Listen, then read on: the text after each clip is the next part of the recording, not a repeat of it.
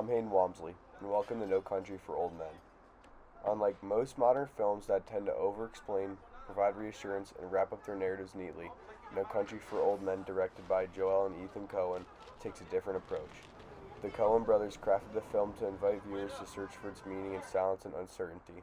But what exactly is the film trying to explain?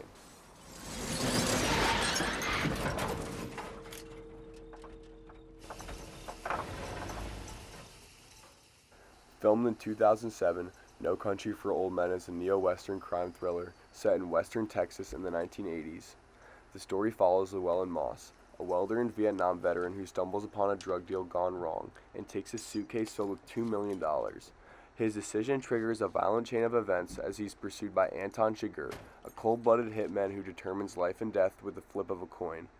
Meanwhile, Sheriff Ed Tom Bell reflects on the increasing violence and lawlessness around him, questioning his ability to understand or control the world he once thought he knew. Some interesting facts about the movie is the film was won 4 Academy Awards, including Best Picture, Best Director, and Best Supporting Actor for Javier Bardem's chilling performance as Chigurh. The production budget was estimated at $25 million, yet the box office performance got approximately $171.6 million. You have a bone sticking out of your arm. All right, let me just sit here a minute. There's an ambulance coming. Man over yonder went to call. All right. Are you all right? You got a bone sticking out your arm. What did you take for the shirt? Nothing behind. One of the most iconic and unsettling scenes in No Country for Old Men is the gas station coin toss between Anton Chigurh and the unsuspecting clerk. On the surface, it's a simple moment, an odd conversation between a stranger and a cashier. But cinematically, it becomes a masterpiece in suspense and psychological terror. With no score, no flashy camera work, and almost no movement, the Coens create an atmosphere of suffocating tension. Every line, pause, and glance is deliberate. The scene forces the audience to confront the randomness of fate and the illusion of control. When Chigurh asks, "You ever lost a coin toss?" it's not just a threat, it's a declaration that in his world, human life is subject to chance, not justice. Film scholar John Burns supports the character of Chigurh, explaining that in his article, "The Map is Not the Country," quote, "Chigurh gains access to concealed space, breaches boundaries of domestic space, and inhabits what appears to all as disembodied space," quote. The coin toss scene is where that map breaks. It visually and emotionally pulls the audience into a world where nothing is stable. Not space, not morality, not meaning. This moment answers the central question of the project. Films create emotional impact not just through what they show, but through what they withhold, through quiet, pacing, and implication. And in doing so, they craft meaning that is felt before it is understood. What makes the film even more impressive is how seemingly it adapts such a dense and introspective novel. As critic James Berardini puts it, quote, "The Coens have done what many doubted could be done by providing the world a coherent and reasonably faithful adaptation of Cormac McCarthy novel," quote. Turning McCarthy's spectacular novel into a compelling cinema is no easy task, but the Coens achieved it without a doubt. That's the way you want to put it. I don't have some way to put it. That's the way it is.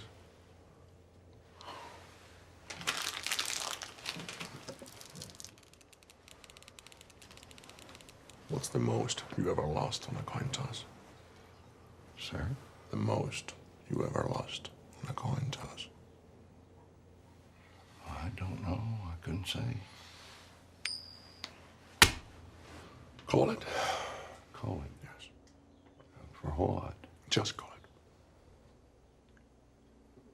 Well, we need to know what we're calling it for here. You need to call it. I can't call it for you. Well, it wouldn't be fair. I didn't put nothing up. Yes, you did. You've been putting it up your whole life. You just didn't know it. You know what date is on this coin? No. 1958. It's been traveling 22 years to get here. And now it's here. And it's either heads or tails. And you have to say, call it. Well, look, I need to know what I stand to win. Everything. How's that? You stand to win everything, call it.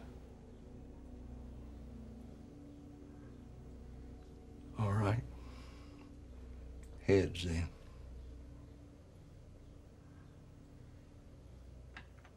Well done. Don't put it in your pocket. Sir? Don't put it in your pocket. It's your lucky quarter. Where you want me to put it? Anywhere not in your pocket. Or it'll get mixed in with the others and become just a coin. Which it is.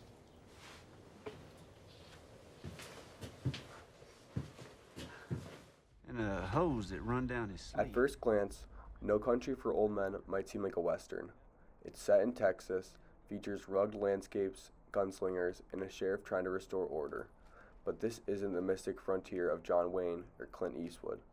The Coen brothers strip away the heroism and moral clarity that define the Western classic and replace them with silent ambiguity and dread.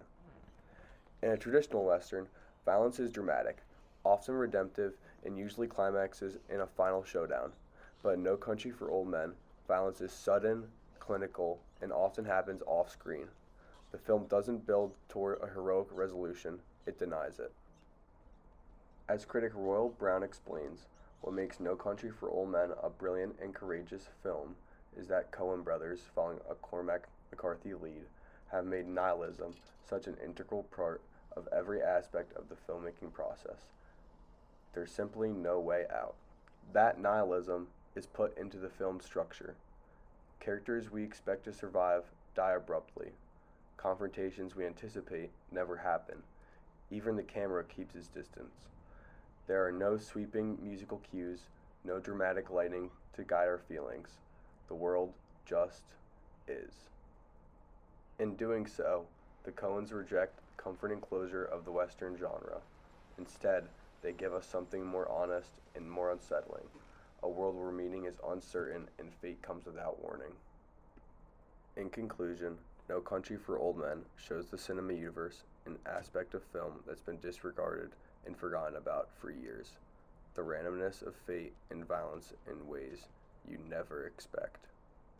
The film's haunting atmosphere and realistic characters gave me something to think about well after it ended. Thank you for listening, and I hope you learned something about No Country for Old Men.